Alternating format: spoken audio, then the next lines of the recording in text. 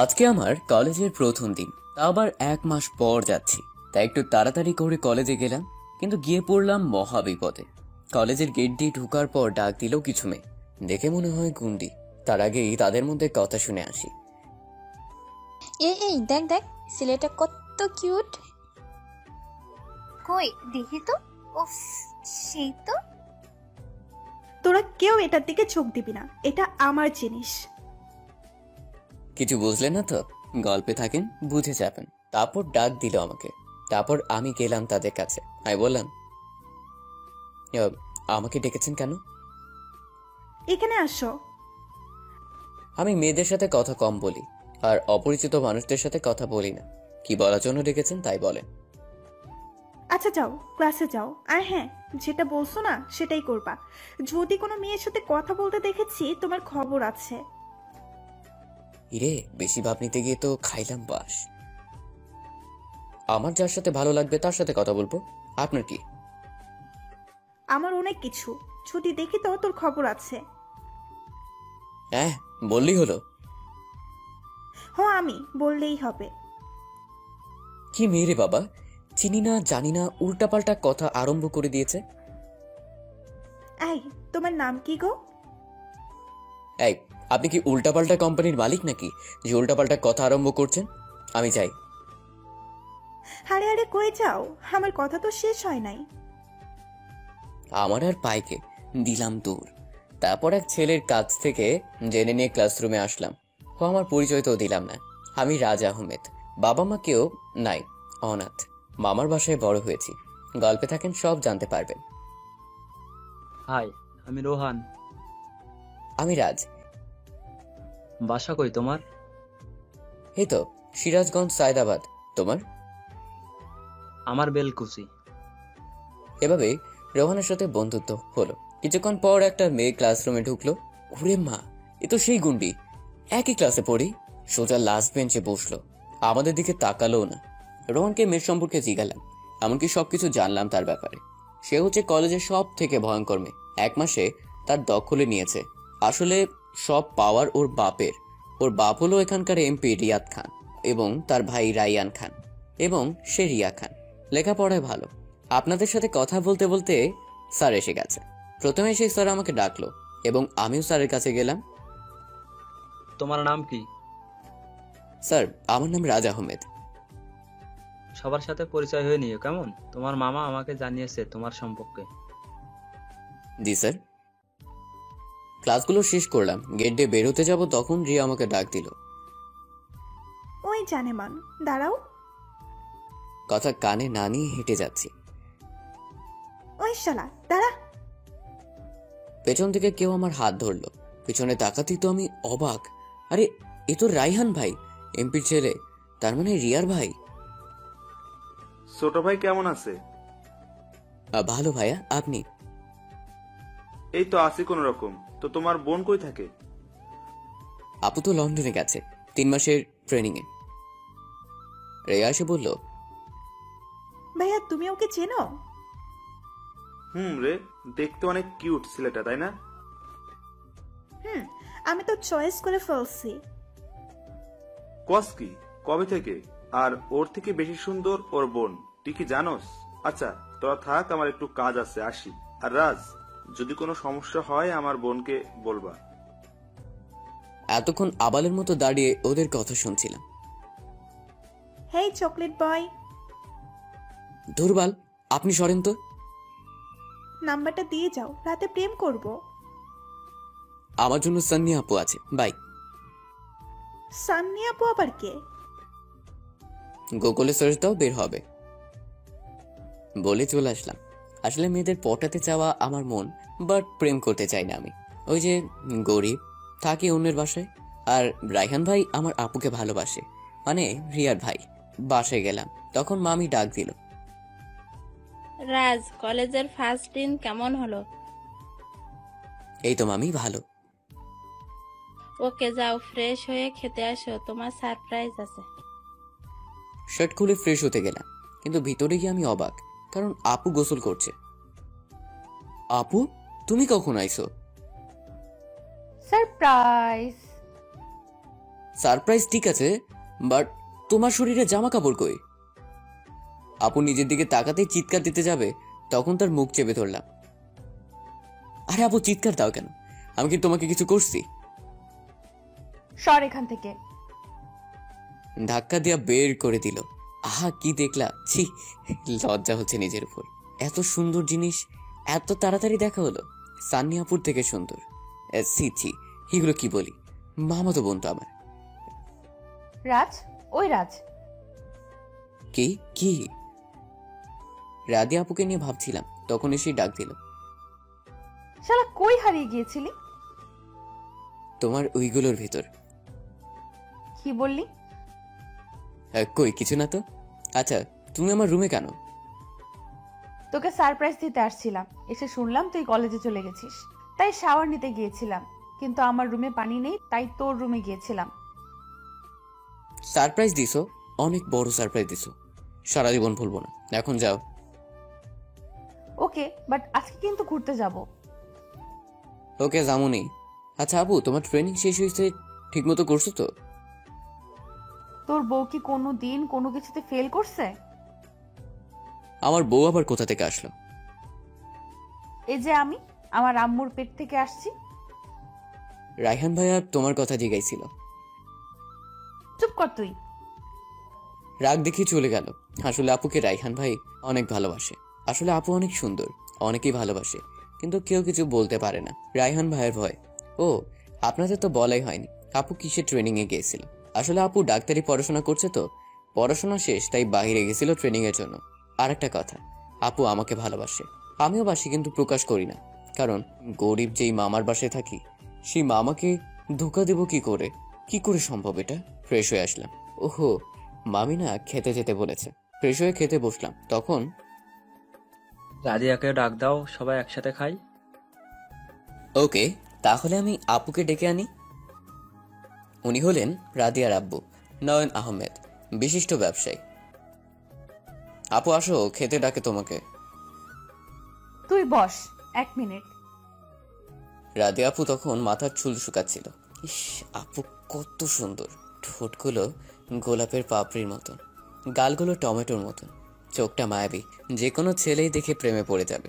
এত সুন্দর কেমনে হয় মানুষ? আর দেহের কথা কি বলবো, আল্লাহ মনে হয় ওকে অন্যরকম ভাবেই তৈরি করেছেন। কি ভাই, কি দেখতেছেন?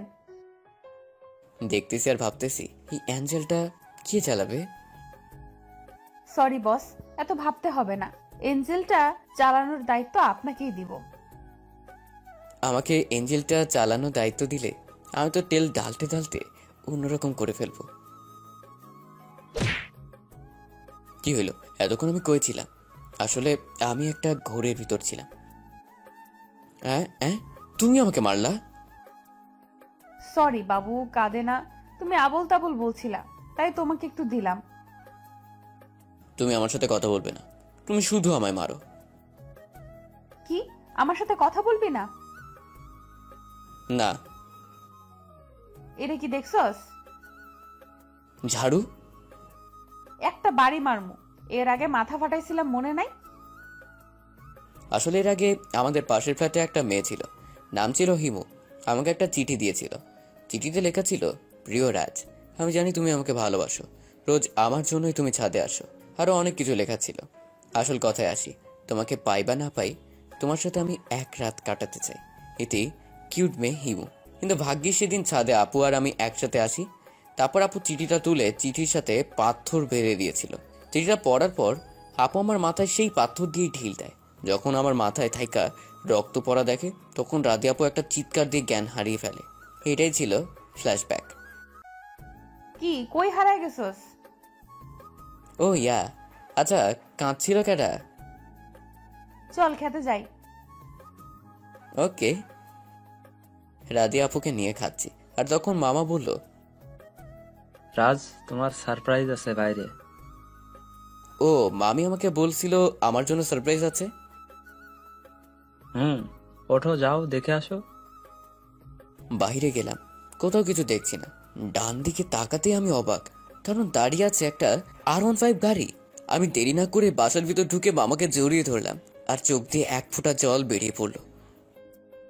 আরে আব্বাজান, কি হয়েছে? কাঁদছেন কেন? আমার এসব কিছু দরকার নেই, তোমার ভালোবাসা পেলেই চলবে। আরে পাগল, তুই আমাদের সন্তান, তোর জন্যই তো। তোকে কি না ভালোবেসে থাকা যায়? জানো মামা, আমি জীবনে কিচ্ছু চাইনি, চাওয়ার আগেই আমাকে সবকিছু তোমরা দিয়েছো। এখন এসব বাদ দাও। এই নাও রাজ, তোমার গাড়ি চাবি। রাদিয়াকে নিয়ে ঘুরে এসো। মামাকে সালাম দিয়ে গাড়ির চাবিটা হাতে নিলাম। আপু কই? উপরে আছে। আমি উপরে রাধি আপুর কাছে গেলাম, দেখি বিছানায় মন খারাপ করে বসে আছে। তাই আপুকে ডাক দিলাম। আপু। আমার সাথে কথা বলবি না, কেউ আমার কোনো কথাই শোনে না। বাবাকে কতবার বললাম তোকে গাড়ি না কিনে দিতে। ওকে যাও, ভবিষ্যতে তোমাকে গাড়ির টাকা ফেরত দিয়ে দিব। তোর কাছে টাকা চাইছি? তো তোর যদি কিছু হয়ে যায়? আরে আল্লাহ, যা ভাগ্যে রাখছে তাই হবে। চলো ঘুরতে যাব। তুই যা, রেডি হ, আমি আসছি। রেডি হও, আমি নিচে যাচ্ছি। ওকে। রেডি হয়ে নিচে যাচ্ছি। রাদিয়া নিচে দাঁড়িয়ে রয়েছে, আর এদিকে রাদিয়া ভাবছে একটা ছেলে এত সুন্দর হয় কেমনে। আজকে আরো অনেক সুন্দর লাগছে। আমার কাছে আসতেই রাদিয়া আমার শরীরের সুবাসে যেন মাতাল হয়ে উঠছে। যখন রাদিয়া আমাকে জড়িয়ে ধরলো, তখন রাদিয়ার মনে হলো সে তার নিজের ভেতর নাই। যখন আমি চিৎকার দিয়ে উঠলাম, ব্যথা পাচ্ছি তো। ও সরি। অনেক দূর পর্যন্ত গেলাম, কিন্তু সামনে যা দেখলাম তাতে আমি অবাক। কারণ সামনে রিয়া দাঁড়িয়ে আছে। আমি গাড়িটা ব্রেক করলাম। ওয়াও, নতুন গাড়ি কবে কিনছো? মানে আজকে মামা গিফট করলো। ও, তুমি এটা কে? আমার মামা তো আপু। মামা তো আপু মানে? ও সরি, মামা তো বোন রাদিয়া। ও বুঝলাম, তোমাদের অনেক ধন্যবাদ আমার জানটারে বাইক গিফট করার জন্য। তোর জান মানে? আরে রেগে যাচ্ছেন কেন আপু? রাজ আপনাকে বলে নাই আমাদের 2 বছরের সম্পর্ক? ও বলবে কেমনে? ও তো আপনাকে অনেক ভয় পায়। মা, আমি তো অবাক। কালকেই না ওর সাথে আমার ফার্স্ট দেখা। রিয়া, এগুলো কি বলছো? সত্যি তোমাদের 2 বছরের সম্পর্ক? হুম। আপু বিশ্বাস করো। তুই থাম। আপু তুমি কাঁদছো কেন? তুমি আমাদের সম্পর্কে খুশি হও নাই? অনেক খুশি আমি। জানো, ওকে দেখে রাখার মতো কাউকে খুঁজে পাচ্ছিলাম না। ও যেহেতু নিজেই খুঁজে নিয়েছে, অনেকটা চিন্তামুক্ত হলাম। প্লিজ তুমি আমার ভাইকে দেখে রাখো। আমি শুধু নিচের দিকে তাকিয়ে আছি। কি থাকা কি হয়ে গেল বুঝলাম না। আপু একটু সাইডে আসবা? রাধে আপুকে সাইডে নিয়ে গেল। জানি আমাকে শালা ফাঁসিয়ে দিবে, কিন্তু কিছুক্ষণ পর ঠাস ঠাস করে দুটো চর বসিয়ে দিল রিয়ার গালে। শোনো মেয়ে, তোকে যদি আর কখনো রাজের আশেপাশে দেখি তাহলে তোর খবর আছে। কি হয়েছে আপু? ঠাস করে একটা আমার গালে বসিয়ে দিল। তুমি ওকে মারলা কেন? দোষ করছি আমি, আমাকে মারো। তোকে কৈফিয়ত দিতে হবে? কারণ আমি রাজকে ভালোবাসি। আহা, কি ভালোবাসা! দেখ এখন কি করি। যা করলো তার জন্য আমি মোটেও প্রস্তুত ছিলাম না। এক হাত দিয়ে আমার মাথার চুল ধরে আর এক হাত দিয়ে আমার ঘাড়ে ধরলো। তারপর পাগলের মতো ঠোঁট চটকাতে লাগলো। কতক্ষণ চটকাইছে তা ঠিক জানি না। পিছনে তাকিয়ে দেখি রিয়া উধাও। আচ্ছা আপু, তুমি রিয়াকে মারলা কেন? কেন, তোর ব্যথা লাগছে? আমার ব্যথা লাগবো কেন? আমি তো একটু জানতে চাচ্ছিলাম আর কি। শোন, আমাকে সাইডে নিয়ে অনেক কথা বলেছে। এমনকি তোর সাথে বলে রুম ডেটও করেছে। এর আগের মাসের 9 তারিখ বলে হয়েছে। সেদিন তো আমার বার্থডে ছিল, তুই তো আমার সাথে ছিলি, তাই রাগ কন্ট্রোল করতে পারি নাই। দিসি মেরে যা শালা। আপু একটা কথা বল, এত কাছে আসছিস কেন? অনেকটা কাছে গেলাম রাদিয়ার। রাদিয়া শুধু পেছনে যাচ্ছে, কিন্তু পেছনে ছিল কারেন্টের পোল, তার সাথে ঠেকে গেছে রাদিয়া। আমিও চান্সটা নিলাম। এক হাত দিয়ে চুলের মুঠি ধরে অনেকটা জোরে যখন রাদিয়া চিৎকার চেয়ে উঠল, তখন তার মুখের ভেতর আমার জিহ্বাটা ঢুকিয়ে দিলাম। পাগলের মতো ঠোঁট কামড়াচ্ছিলাম। অনেকক্ষণ পর ছেড়ে দিলাম। দেখি রাদিয়ার চোখে জল আর ঠোঁট দিয়ে রক্ত পড়ছে। আমি যে নিজে এই কাজ করছি বিশ্বাস হয় না। সরি আপু, আসলে ইচ্ছা করে করি না এমন। ওকে, বাসায় চল। সারা রাস্তায় কেউ কোনো কথা বলেনি, বাসেও না। রাতে খেতে বসেছি কিন্তু রাদিয়াকে দেখলাম না। মায় বলল রাদিয়া নাকি আগেই খেয়ে নিয়েছে। প্রতি রাতে রাদিয়া আপুর সাথে আড্ডা দেই, আজকে গেলাম না লজ্জায়। সকালে নাস্তা করলাম, আপু এখনো ঘুম থেকে উঠে নাই। অবশ্য প্রতিদিন আমিই ডাক দিই, আজ কেন জানি ডাক দিতে ভয় করছে, তাই কলেজে গেলাম। কলেজে গিয়ে রিয়া যা করলো তাতে তো আমি অবাক। কলেজে গেলাম, ঢুকতে একটু ভয় হলো, তবুও ঢুকলাম না, জানি কি আছে কপালে। একটু দূরে যেতেই কে যেন ডাক দিল, পেছনে তাকাতেই দেখি রিয়া। আপু আমাকে ডাকছেন? আমি আবার কবে থেকে তোমার আপু হইলাম? আর আমরা দুইজন একই ক্লাসে পড়ি, তাই ফ্রেন্ড। না, আমি কেন মেয়ের সাথে ফ্রেন্ডশিপ করতে পারবো না? প্লিজ, আমি অনেক সরি, কালকের জন্য আমি অনেক সরি। আসলে ছোটবেলায় মাকে হারাইছি তো, যখন যা চাইছি তাই বাবা আর ভাই মিলে এনে দিয়েছে, কোনো কষ্ট বুঝিনি। মেয়েটাকে দেখে একটু মায়া হলো। ওকে যাও, মাফ করে দিলাম। তাহলে আমার ফ্রেন্ডশিপ গ্রহণ করো। সরি, এটা পারবো না। তাহলে তুমি আমাকে ক্ষমা করোনি? আচ্ছা ঠিক আছে, ফ্রেন্ড। ফ্রেন্ড বলার সাথে সাথে জড়ায় ধরলো। আমার তো লজ্জা করছে, অনেক কষ্টে ছাড়ালাম। তারপর নাম্বার লেনদেন হলো। কলেজ শেষ করে বাসায় যাচ্ছি, তখন রিয়া ডাক দিল। কই যাও? কেন, বাসায়। বাইক নিয়ে আসো নাই? আপু নিতে মানা করছে। তুমি মনে হয় তোমার আপুকে অনেক লাভ করো। আরে না, আপুকে অনেক সম্মান করি। ছোট থেকে বড় পর্যন্ত সেই আমাকে আগলে রেখেছে। তুমি কি আমার ব্যাপারে জানো? জানি, তোমার কেউ নাই পৃথিবীতে। আচ্ছা ওগুলো বাদ দাও, বাসায় যাই। আমি যাব না। যাও তোমার ফ্রেন্ডের সাথে। তুমি আমার ফ্রেন্ড না, আর ওরা আগেই চলে গেছে। আচ্ছা, আমি তোমাকে রিক্সাতে তুলে দিই। না, আজকে হেঁটে যাব। যেতে চাইলাম না, তারপরও ছাড়লো না। গেলাম, অনেকক্ষণ হাঁটলাম, তারপর ওদের বাসার সামনে আসলাম। বাসার ভেতরে যাবা? না থাক, যাওয়া লাগবে না, যাও বাসায় যাও, আর বাসায় পৌঁছেই আমাকে ফোন দিবা। ওকে। অনেক কষ্টে বাসায় আসলাম, কিন্তু আমার আপুকে দেখছি না। হয়তো রুমে, কিন্তু যেতে শরম লাগছে। তবুও গেলাম। যে যা দেখলাম প্রস্তুত ছিলাম না। কি বস, শরম ভাঙলো? আগে সবকিছু ঠিক করো। ও সরি, কিন্তু পারছি না, তুই পরিয়ে দে না। আপু আসলে শাড়ি পরার চেষ্টা করছে। এর আগে তো অনেকবার পরেছে, কিন্তু আজ আবার এমন করছে কেন?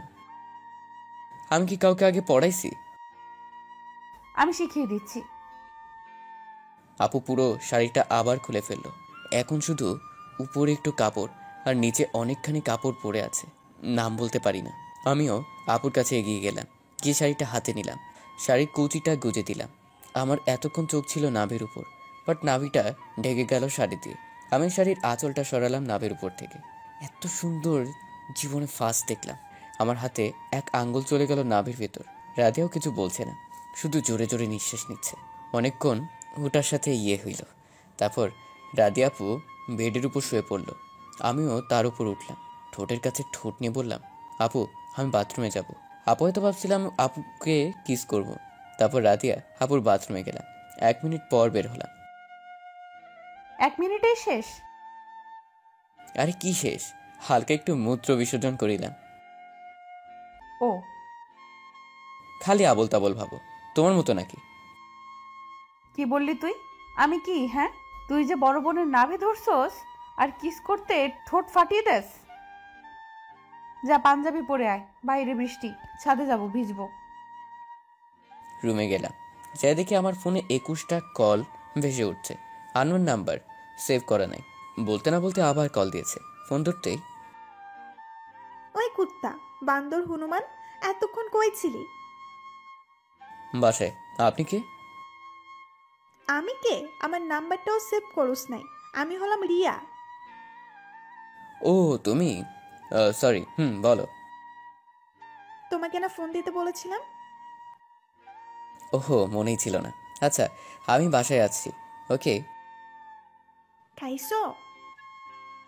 আরও অনেক কথা বললাম, তারপর পাঞ্জাবি পরে ভিজতে গেলাম। এভাবেই চলছিল দিনগুলো। এদিকে রিয়ার অনেক কেয়ার নেওয়া, মনে হয় মা নিজের সন্তানকে যেভাবে কেয়ার করে তেমন ভাবে। আর রাধি আপুর সাথে ফ্রি, যখন ইচ্ছা হয় কিস করি। খারাপ কিছু হয় না, শুধু হালকা পাতলা টাচ করি আর কি। এভাবেই চলছিল দিনগুলো। হঠাৎ আপু যা বলল, আচ্ছা, তোর বেস্ট ফ্রেন্ড কি রিয়া? কেন, কি হয়েছে? যা বলছি তার উত্তর দে আগে। হুম, চল, আজ বিয়ে করব। আমি পারবো না। রিয়াকে বিয়ে করবি নাকি? রিয়াকে কেন বিয়ে করব? তাহলে তোদের মতো ছেলেরা এমন একটা দিয়ে হয় নাই, রাবিশ কোথাকার। হাতে একটা মোবাইল ছিল, ভেঙে চলে গেল। মামার মামি ট্যুরে গেছে 9 দিনের জন্য। বাসায় শুধু আমি আর রাদিয়া অ্যান্ড কাজের বুয়া। রাদিয়াও ডাক্তার পোস্টে জয়েন করছে। কি ভাবছেন রাদিয়া ভাবে বকে গেল? আমার মন খারাপ হলো না? আসলে মনটা খারাপ হয় নাই, কিন্তু ভিতরটা পুড়ে যাচ্ছে। রাদিয়াকে অনেক ভালোবাসি, কিন্তু কি করব? মামা মামিকে কি কষ্ট দেওয়া ঠিক হবে? তারা ছোট্টবেলা থেকে আমাকে কোনো জিনিসের অভাব দেয়নি। তাদের মান সম্মান নিয়ে কিভাবে খেলি? আর রাদিয়া এইদিকে ভাবছে, ওরে আমি কত ভালোবাসি, আর ও কিনা রিয়ার সাথে ফ্রেন্ডশিপ করে। ওর জন্য আজ পর্যন্ত বিয়ে করিনি, শুধু ও একটু বড় হোক। আমার কত স্বপ্ন ওর জন্য বঞ্চিত করছি। রাজ যদি আমার না হয়, আমি তো রিয়াকে তো হতেই দেব না। রাজ কি আমাকে ভালোবাসে নাকি শরীরের প্রতি লোভ? যদি আমাকে ভালোবাসতো তাহলে অবশ্যই আমাকে বিয়ে করতে রাজি হতো। অন্যদিকে আসলে তো আমি কেমন একটা টিয়া হয় না আমার। মেয়েটা আমাকে ভালোবাসে, আমি বাসি না। আর মেয়েটার সাথে কত কিছু করেছি। ওর কাছে গেলে আমি ঠিক থাকতে পারি না। ওরে আমি অনেক ভালোবাসি। রাদিয়া আমার বড়, এতে আমার কোনো সমস্যা নেই, কিন্তু ওর পরিবার ওরা তো মেনে নেবে না। রাদিয়াকে বুঝতে দেওয়া যাবে না যে আমি ওর কথায় মন খারাপ করেছি। অনেকক্ষণ বসে বসে কাঁদলাম মা বাবার কথা ভেবে। তারা বেঁচে থাকলে হয়তো এরকম সমস্যায় পড়তে হতো না। ভাবছি রাদিয়াপুর কাছে যাব। আমি জানি রাদিয়াপুর কাছে গেলে তার রাগ পানি হয়ে যাবে, কারণ রাদিয়া আমাকে অনেক ভালোবাসে। তাই দেরি না করে রাদিয়াপুর রুমে গেলাম। গিয়ে দেখি রাদিয়া জানালার গ্রিল ধরে দাঁড়িয়ে কাঁদছে। পেছন থেকে অনেকবার ডাক দিলাম, শুনলে শুধু কেঁদেই যাচ্ছে। তাই কাঁধে হাত রাখলাম। আপু, ওই আপু, আমার উপর রাগ করছো? কুত্তার বাচ্চা, তোর তো সাহস কম না? আমার শরীরে টাচ করিস? মেয়েদের শরীরে হাত দিলে মজা পাস অনেক। সরি। জানোয়ারের বাচ্চা, এখনো সরস নি আমার কাছ থেকে? কুত্তার বাচ্চা, যা বাসা থেকে বের হ। বিশ্বাস হচ্ছে না, এটা রাদিয়া না অন্য কেউ। আমি মাথা উপরের দিকে তুলে রাদিয়ার চোখে চোখ রেখে মুচকে একটা হাসি দিলাম, আর সেখান থেকে চলে আসলাম রুমে। রুমে এসে একটা চিঠি লিখলাম। চিঠি প্রায় চোখের জলে ভেসে যাচ্ছিল। অনেকক্ষণ ধরে চিঠিটা লিখলাম আর কাঁদলাম। ব্যাগটা গোছালাম, চলে যাবো এই শহর ছেড়ে। আর ফিরবো না জীবনে। কিন্তু আমার কাছে তো তেমন টাকা নেই, রাদিয়াপুর টাকা ছাড়া। রাদিয়াপুর অনেক টাকা আছে আমার আলমারিতে, সেখান থেকে 5 লাখের মতো নিয়ে গেলাম। শহর না, দেশ ছেড়ে চলে যাব। সব কাগজপত্র নিয়ে রওনা দিলাম। তারপর বুয়াকে বললাম যে আমি একটা কাজের জন্য কয়েকদিনের জন্য বাইরে যাচ্ছি। রাতে রাদিয়া আপুকে ডেকে খাবার দিও, এখন ঘুমাচ্ছে। বাসে করে ঢাকায় যাচ্ছি আর কাঁদছি। 2 দিন পর আজকে এয়ারপোর্টে বসে আছি, চলে যাব এই দেশ ছেড়ে। আর রাদিয়া 2 দিন ধরে রুম থেকে বের হয় নাই। রাদিয়া ভাবছে যে রাজ আসবে, তাকে ডেকে খেতে নিয়ে যাবে। বুয়া রাদিয়াকে খাবার দিছিল, সেগুলো খায় নাই, কিন্তু রাদিয়ার আর সহ্য হচ্ছে না। রাজকে আসবে না আমার কাছে? কেন বোঝে না? আমি রাগের মাথায় এগুলো বলে ফেলছি। আমি আর সহ্য করতে পারছি না, প্লিজ রাজ। আমি 2 দিন ধরে কিচ্ছু খাইনি। ও তো এতক্ষণ রাগ করে থাকে না। হয়তো ছেলেটাও কিছু খায়নি, ও তো না খেয়ে থাকতে পারে না। রাদিয়া আমার রুমের দিকে এগোচ্ছে। দরজার কাছে যেতেই দেখলো দরজাটা খোলা। রুমের ভিতর ঢুকে গেল। রাজ, ওই কুত্তা দেখ, আমি এগুলো রাগের মাথায় বলে ফেলেছি। কই তুই? আমার উপর রাগ করছিস? দেখ, আমি 2 দিন ধরে কিচ্ছু খাইনি। বের হ রাজ। কিন্তু কোনো সারা শব্দ পেল না। অনেকক্ষণ ডাকাডাকির পর তখন চোখ পড়লো বেছানোর উপর, দেখলো সাদা টুকরার কাগজ। কাগজটা হাতে নিয়ে পড়তে থাকলো। অর্ধেক পড়তেই চিৎকার দিয়ে উঠলো আর বলল, তুই আমাকে ছেড়ে যেতে পারিস না, প্লিজ এরকম করিস না। কি ভাবছেন চিঠিতে লেখা ছিল, ওকে বলি, প্রিয় রাধি আপু, হে আপু, আমি জানি তুমি আমাকেই খুঁজছো। এখন হয়তো তুমি আমাকে পাবে না, চলে গেছি হয়তো অনেক দূর। আমি তো অনাথ, কোথায় যাব তাও জানি না। আমার না আছে ভাই বোন, না আছে বাবা মা। আজ আমি অনেক অসহায়, কোথায় যাব, কার কাছে যাব? প্লিজ আমাকে মাফ করে দে আপু, তোকে ছেড়ে যেতে খুব কষ্ট হচ্ছে, কারণ যে আমিও তোমাকে অনেক ভালোবাসি। কিন্তু কি করব, তোকে তো আর আমি সুখে রাখতে পারবো না। দেখ, মামা মামি আমাকে অনেক ভালোবাসে, তাদের আমি কখনো কষ্ট দিতে পারি বল? ভালো থাইকো, আর আমাকে খুঁজো না, হারিয়ে যাচ্ছি অনেক দূর। আর আপু, আলমারি থেকে 5 লাখ টাকা নিছি, মাফ করে দিস। যদি বেঁচে থাকি নিজের জীবন দিয়ে হলেও ফেরত দিব। আর শোনো, অনেকটা কষ্ট পেয়েছি, কারণ তুমি আমার বাবা মাকে গালি দিয়েছিস। মন চাইছিল প্রতি উত্তর দিতে, কিন্তু দেইনি। Love you. 2 দিন পর রাদিয়ার জ্ঞান ফিরল। পাশে বসে রয়েছে রাদিয়ার বাবা মা, চিঠিটা ওনারাও পড়ছে। রাদিয়া চোখটা খুলেই, মা, আমার রাজ কই? প্লিজ ওরে এনে দাও। সব আমার দোষ, আমার জন্য রাজ বাসা থেকে চলে গেছে। কি হয়েছিল তোমাদের মধ্যে? আমাকে খুলে বলো। তারপর রাদিয়া সব খুলে পড়ল। মামা এসে রাদিয়াকে ঠস করে চড় মারল। আরো মারো, তারপরও আমার রাজকে এনে দাও। কি করে আনবো? ওরে অনেক খুঁজছি, কোথাও পাইনি। যে ছেলেটা কখনো একা একা বাসা থাইকা বের হয়নি, সেই ছেলেটা নিখোঁজ। না জানি কোথায় আছে, কেমন আছে। আজ 1 মাস পার হইছে, তারপর রাজকে খুঁজে পাওয়া যায়নি। রাদিয়া অনেকটা চেঞ্জ হয়ে গেছে, সবসময় অন্ধকারে থাকে, কারোর সাথে কথা বলে না, ঠিকমতো খায় না, বাড়িটাই ফাঁকা। আর এদিকে রাজ আমেরিকা লেখাপড়া করছে আর পাশাপাশি জব করছে। আমি কিভাবে আমেরিকা আসলাম কাহিনীটা শুনবেন না? ওকে, তাহলে ফ্ল্যাশব্যাকে আসুন। ফ্ল্যাশব্যাক। সেদিন রাতে ঢাকা আসলাম ঠিকই, কিন্তু যাব কোথায়, কি করব বুঝতেও পারছি না। অনেকক্ষণ হাঁটছি, কিন্তু কিছুই মাথায় আসছে না। রাতও অনেক হয়েছে, অনেকের বাসায় গেছি ভাড়ার জন্য। সবাই বলল সকালে আসুন। জানি এত রাতে কেউ বাসায় জায়গা দিবে না। হাঁটতেছি রাস্তার এক সাইড দিয়ে, এভাবেই হয়তো রাতটা পার হয়ে যাবে। অনেকক্ষণ হাঁটার পর কারো চিৎকার শুনলাম। সামনে এগিয়ে দেখি 2টা লোক, একটা লোককে পিস্তল ধরে রয়েছে একজন, আর একজন হাতে ফাইল নিয়ে রয়েছে। আমি ফাঁক থেকে দেখছি, ভাবছি দৌড় দিবে, যদি আমাকে দেখে আমাকেও মেরে ফেলে। কিন্তু তাদের কথাগুলো আগে শুনি। প্লিজ আমাকে মেরো না, আমার মেয়েটা একা হয়ে যাবে। আমি তো তোমাদের সব ফাইল দিয়ে দিয়েছি। এগুলো বলছে আর কাঁদছে। আবার তখন কেমন জানি লাগছিল, একা হলে হয়তো আমার মতো হবে, পাবে না কারো ভালোবাসা। আমি তো একা, কিসের ভয়? যে করে হোক লোকটা বাঁচাতে হবে। পায়ের কাছে 2টো ইট ছিল, 2 হাত দিয়ে শক্ত করে ধরলাম, ধরে দিলাম কাছে গিয়েই। শরীরের যত শক্তি ছিল দিলাম একটাকে বাড়ি। পড়ে গেল ছেলেটা পাশে, যেটা ছিল ওটা তো ভয় শেষ। ওটার কাছে দৌড়ে গিয়ে দিলাম বাড়ি, ওটাও শুয়ে পড়লো। অনেক হয়রান হয়ে গেছি। যে মানুষটা পড়েছিল তাকে তুললাম। আপনার কোথাও লাগেনি তো? আমি ঠিক আছি, তুমি ঠিক আছো বাবা? হুম, এটা বলেই চলে যাচ্ছি। কখনো কারোর সাথে মারামারি করি নাই, কারণ আপু না থাকতে ছেলেদের সাথে, না থাকতে দিয়েছে মেয়েদের সাথে। কোথায় যাও? জানি না কোথায় যাব। তাহলে আমার সাথে চলো, আমার বাসায়। সরি, আমি উপকারের প্রতিদান নেই না। প্রতিদান নিলে উপকারের কোনো মূল্য থাকে না। চলে যাচ্ছিলাম, আসলে মনটা খারাপ, রাদিয়ার কথা খুব মনে পড়ছে। এই ছেলে শোনো, বলেন। আমাকে একটু ড্রপ করে দিবা? সরি, আমার গাড়ি নেই। আমার গাড়ি আছে, আসলে আমার ড্রাইভারটা ভয় পালিয়েছে। কিন্তু আমি তো রাস্তা চিনি না। আমি চিনিয়ে দিব, তুমি চলো। ওকে। গাড়ি চালাচ্ছি আর তার সম্পর্কে শুনছি। তাকে মেরে ফেলতে চাইছিল তার বিজনেস পার্টনার, 70% শেয়ার নিয়ে ঝামেলা। প্রায় 9.5 কোটি টাকা পায় তার বিজনেস পার্টনারের কাছে। তার নাম শরীফ খান, তার মেয়ের নাম মিষ্টি।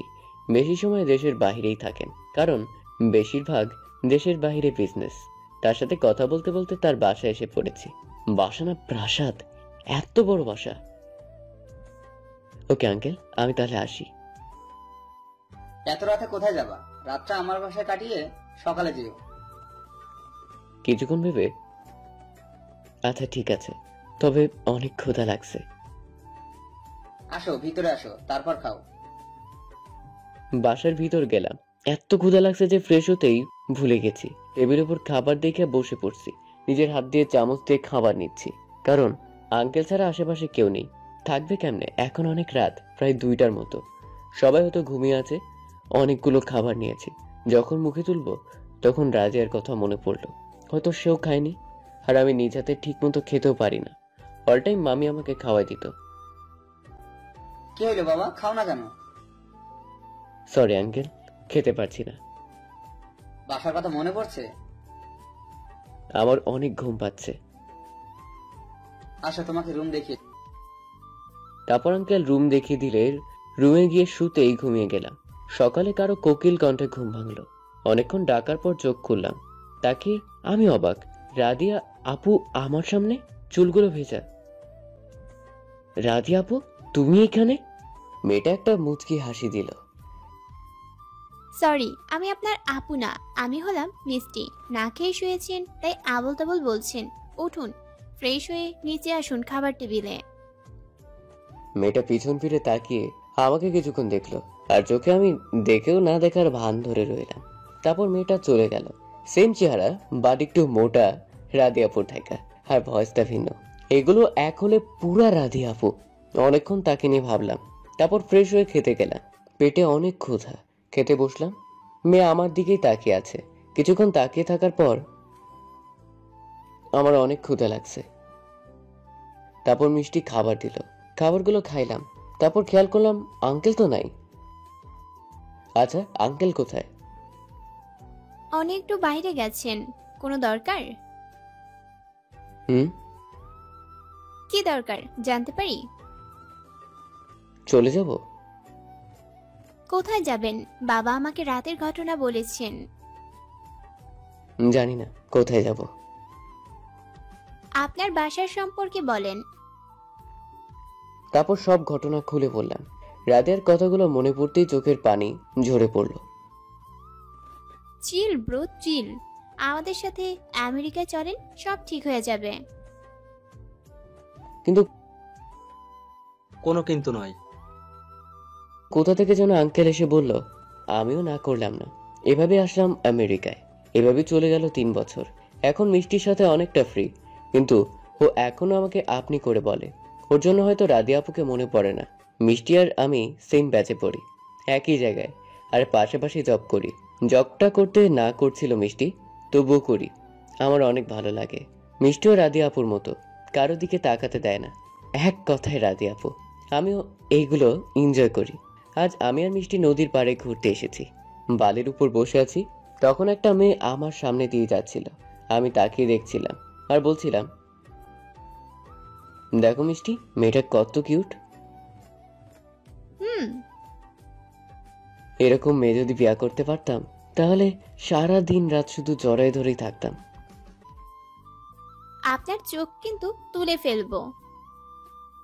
আরে সুন্দর জিনিস তো দেখবই। কি ফিগার দেখছো? শরীর পুরাই মাখন। আমাকে বালুর উপর ধাক্কা দিয়ে ফেলে দিল। তারপর আমার উপরে উঠলো। কুত্তা, আমার দিকে কি কখনো তাকাইছো? আমার শরীর কি কচু গাছ? আমার ফিগার কি ফিগার না? শালা হনুমান। আমার উপর থেকে উঠে গেল। অনেকটা দূরে দাঁড়িয়ে রইল। জানি মিষ্টি আমাকে ভালোবাসে। আমাকে অনেকবার বলছে, কিন্তু আমি না করে দিয়েছি। ও শুনেনি। আর আমি ওকে ভালোবাসি, প্রকাশ করিনি, কারণ রাদিয়া হয়তো আমার অপেক্ষায় আছে। ওকে রাদিয়াপুর কথা বলছি, কিন্তু শুনেনি। মিষ্টি অনেকটা দূরে দাঁড়িয়ে আছে, হয়তো কাঁদছে। আমি কাছে গেলাম, গিয়ে দেখি সত্যিই কাঁদছে। তাই পেছন থেকে জড়িয়ে ধরলাম। অনেকটা জোরে মিষ্টি চেঁচিয়ে উঠল। ও, ব্যথা পাচ্ছি তো, ছাড়েন আমাকে। না, ছাড়বো না। এইভাবে সারা জীবন ধরে রাখতে পারবেন? তখন আমি মিষ্টিকে ছেড়ে দিলাম।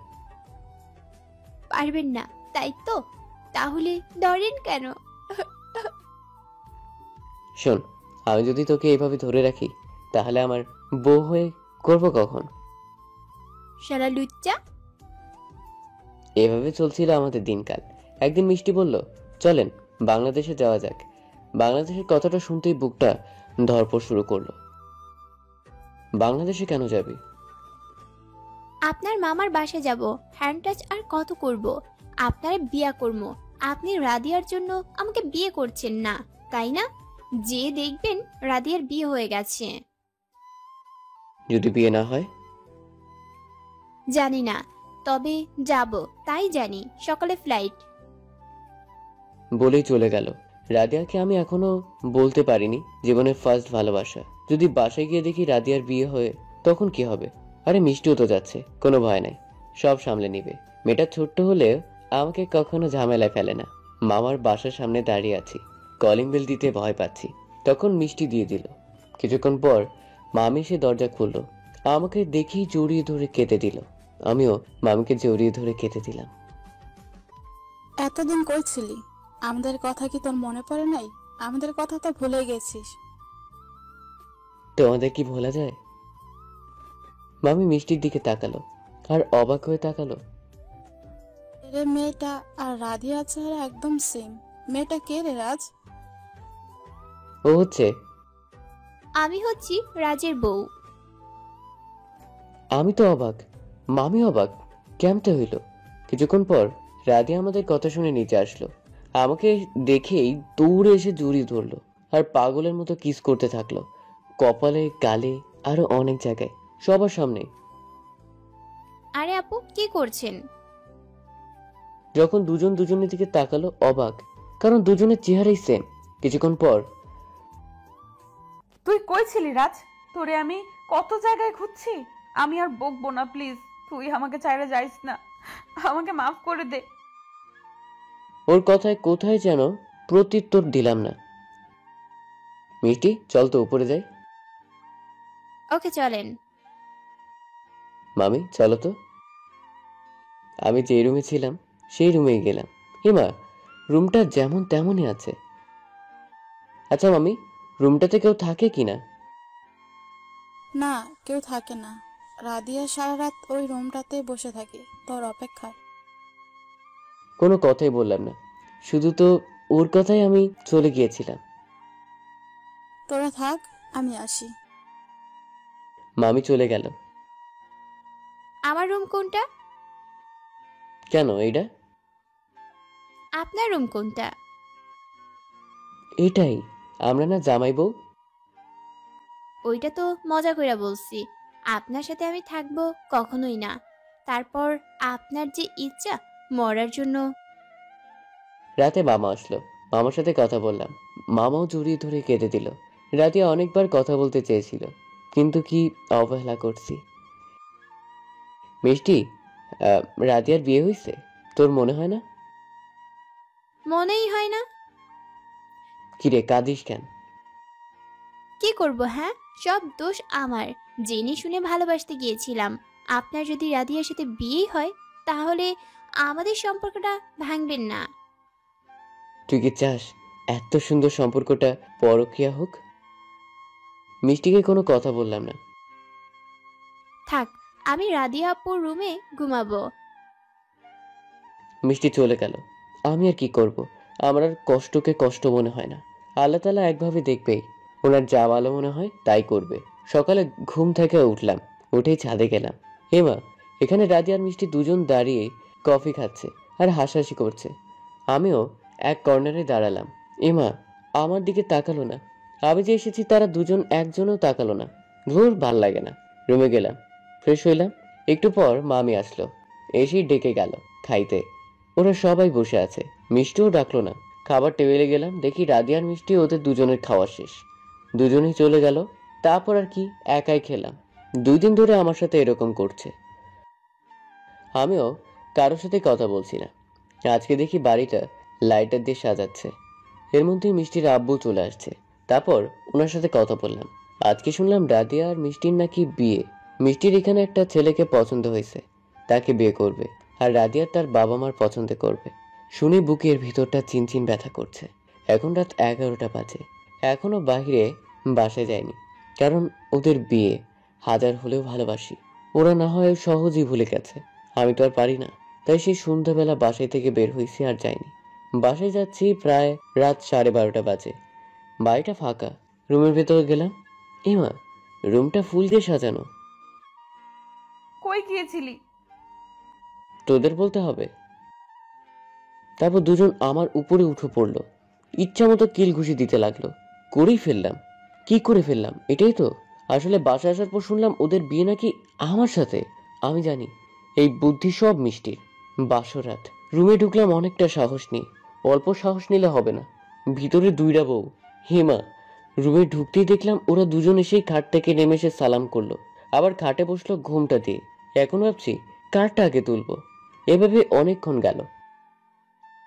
কিরে, ঘুমটা তুলিস না কেন? কিরে, ঘুমটা তুলিস না কেন? আমার ভয় করছে। তোর কিচ্ছু করতে হবে না, আমরাই করছি। তারপর ঘোমটা তুললো। হেমা দুজনের কাপড় একসাথে খুলে ফেললো। ওরা এখন নগ্ন। তারপর আমাকেও নগ্ন করে ফেললো। তারপর ইচ্ছে মতো পুরুষ নির্যাতন করলো। 3 মাস পর শুয়ে রয়েছি। আমি পেছন থেকে জড়িয়ে ধরে আছি রাদিয়াকে, আর মিষ্টি পেছন থেকে জড়িয়ে ধরে আছে আমাকে। আর একটা বিয়ে করতে হবে। কি? তোমরা না হাঁপিয়ে যাও, আমার তো শখটাই মেটে না। কি? আমরা হাঁপিয়ে যাই? তোর শখ মেটে না আর একটা বিয়ে করতে চাস? দেখি তুই কতক্ষণ পারস। নাও খোলো, খেলা হবে। বাকিটা সরব করে আর বলবো না। বাই বাই, ভালো থাকবেন সবাই।